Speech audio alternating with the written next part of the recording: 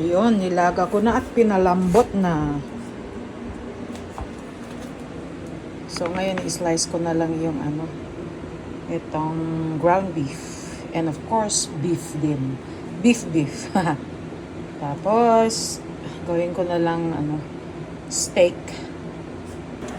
Yan ang gamit kong spices. Lahat yan, kompleto. Yan ang i-spice ko sa aking beef. Ayun na yung mga spices. Nilagyan ko na rin ng oyster sauce. And then, lagyan ko rin siya ng anik-anik pa. Kung ano may lagay ko pa.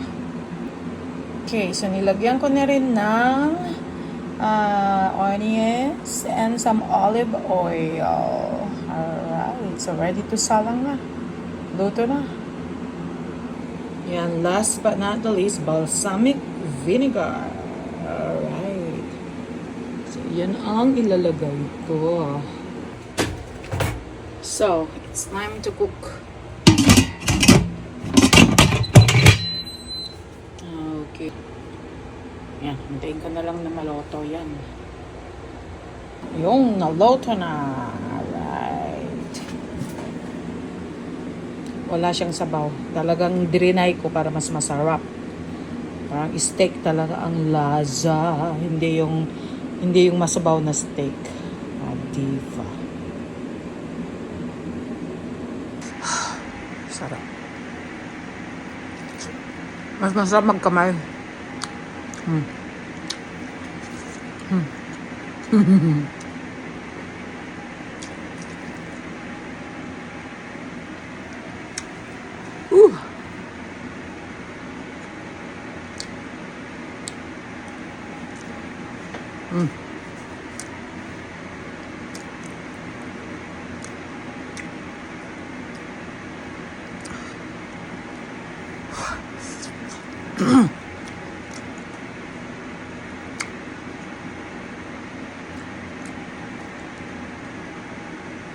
Kamayan talaga. Mainit pa.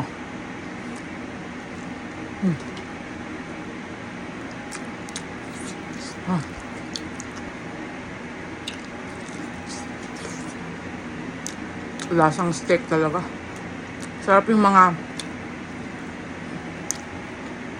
nilagay kong ingredients. Ang dami. Para siyang Italian. Italian seasoning. At